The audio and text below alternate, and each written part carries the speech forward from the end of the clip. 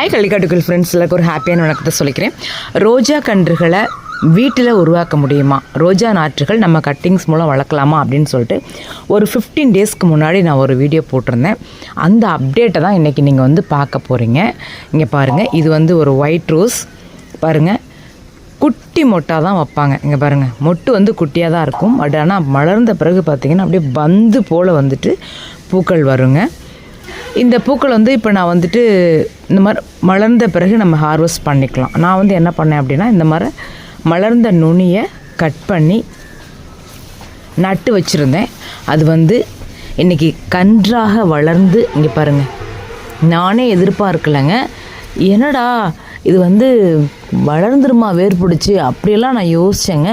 ஜம்முன்னு வளர்ந்தது மட்டும் இல்லை, இங்கே பாருங்கள், முதல் மொட்டு வச்சுருக்காங்க. வேறு தொட்டிக்கு மாற்றலாமா இல்லை இதிலே இருக்கட்டுமா அப்படின்ற ஒரு கன்ஃபியூஷனில் இருக்கேன். நான் வந்துட்டு அதே மாதிரி கட்டிங்ஸ் வந்து நிறைய வச்சுருந்தேன். இங்கே பாருங்கள், 15 நாள் ஆகுது. இந்த குச்சி வந்து ஆல்மோஸ்ட் வந்து காயிற ஸ்டேஜில் தான் இருக்குது. இருந்தாலும் நான் பறிக்கலை. இந்த மேல் பாதி வந்து காஞ்சிருச்சு. இன்னும் ஒரு 4 நாள் வெயிட் பண்ணலான் இருக்கேன். இதுவும் பார்த்திங்கன்னா காஞ்சிருச்சு. நமக்கு வந்துட்டு வேர் வருமா, முளைப்பு வருமா அப்படின்னு சொல்லிட்டு தெரில. மொத்தம் 3 கன்றுகள் நட்டேன். இதில் வந்து 2மே வந்துட்டு காயிற ஸ்டேஜில் இருக்காங்க. ஆனால் இங்கே பாருங்கள், இந்த பக்கம் ஒன்று நட்டுருந்தேன் பாருங்கள். இங்கே பாருங்கள், முளைப்பு தெரியுதுங்களா? அந்த நுனியாக வந்துட்டு க்ரீனாக வந்திருக்கு பார்த்தீங்களா? இதுதான் வந்துட்டு ரோஜா கன்று வந்து இப்போ முளைக்க ஆரம்பிச்சிருச்சு. ஸோ ஒரு 15 டேஸில் பார்த்தீங்க அப்படின்னா கன்றுகள் வந்துட்டு முளைக்குமா இல்லையாங்கிறது நமக்கு தெரிஞ்சிடும்.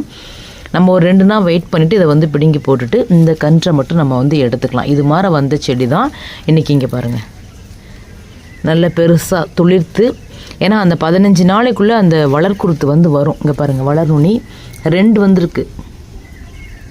இங்கே ஒன்று வந்திருக்கு, இந்த இடத்துல ஒன்று இருக்குது. ஸோ கண்டிப்பாக இது வந்து ரோஜா கன்று நமக்கு கிடைக்கும். இந்த மாதிரி வந்த செடி தான் இன்றைக்கி வந்துட்டு நான் ஏற்கனவே வச்சு இங்கே பாருங்கள் மொட்டு வைக்க ஆரம்பிச்சிட்டாங்க.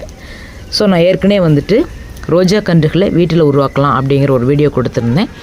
அந்த வீடியோவை எண்ட் ஸ்க்ரீனில் கொடுக்குறேன். அதே மாதிரி நீங்கள் நட்டு வச்சிங்க அப்படின்னா இந்த மாதிரி ரோஜா கன்றுகள் எந்த கன்றாக இருந்தாலும் சரி நம்ம வீட்டில் உருவாக்க முடியும். என்ன ஃப்ரெண்ட்ஸ், சூப்பராக இருக்குது இல்லைங்களா ரோஜா பூக்கள்? ஓகே, இன்னொரு வீடியோவில் பார்க்கலாம். Thank you, have a good day. Subscribe bell பட்டனை கிளிக் பண்ணுங்க.